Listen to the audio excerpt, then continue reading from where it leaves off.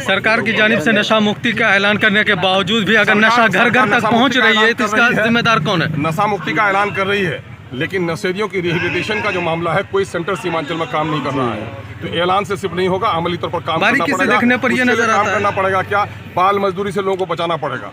जो लोग ये सामान बेचते हैं उनको पकड़ना पड़ेगा। नशा मुक्ति रज़ाकाराना अमल नहीं है। देखिए, शराबखोरी पर तो सरकार ने पाबंदी लगाई है, लेकिन शराबखोरी पर पाबंदी लगाई है तो सरकार को साधुवाद देता हूँ। लेकिन भांग पर हुआ, अफ्यून पर हुआ, चरस पर हुआ, फॉरेक्स पर हुआ, या फिर मेराजोना हुआ, नशे की बहुत सारी चीज़ें हैं, उस पर सरकार कोई तवज्जो नहीं दे रही है। समाज को उठना पड़ेगा, प्रशासन को उठना पड़ेगा। हमारे बच्चे पढ़ाई से गाफिल हो रहे हैं, स्कूल से दूर हो रहे हैं, लोग हमारे हार्ट अटैक हो रहा है, फेफड़े की बीमारियां हो रही हैं, तरह तरह की बीमारियां हो रही हैं। बिलखुसूस मुस्लिम समाज में चूँकि शराब हराम है, इसलिए मुसलमानों के उलमा को उठना पड़ेगा, मुस्लिम नुमाइंदे को उठना पड़ेगा, समाजी कारकुन को उठना पड़ेगा, ताकि अपने नस्लों को बचाना पड़ेगा।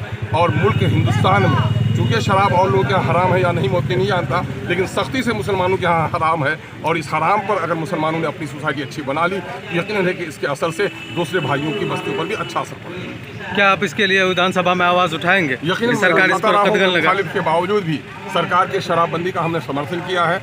और मैं चाहता हूँ कि इन बारीकियों को भी, कि शराब पर जिस तरह पाबंदी लगाई है, सजाएं दी जा रही हैं, ठीक उसी तरह मेराजोना पीते हुए को पकड़ा जाए, इसमें पीते हुए को पकड़ा जाए, उसको भी जेल भेजा जाए।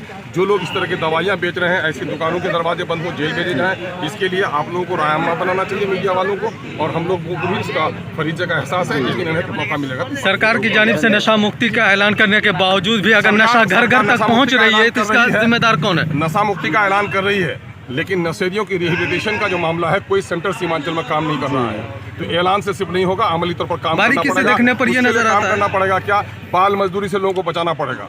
जो लोग ये सामान बेचते हैं उनको पकड़ना पड़ेगा। नशा मुक्ति रज़ाकाराना अमल नहीं है, बल्कि सख्ती से उस पर काम करना पड़ेगा। बारीकी से देखने पर नजर आता है प्रशासन की छूट ही हर घर तक, जो बारीकी से नहीं, बगैर बारीकी से भी देखिए तो खुल्ला छूट है। और उससे बड़ा सोसाइटी बेनियाज है।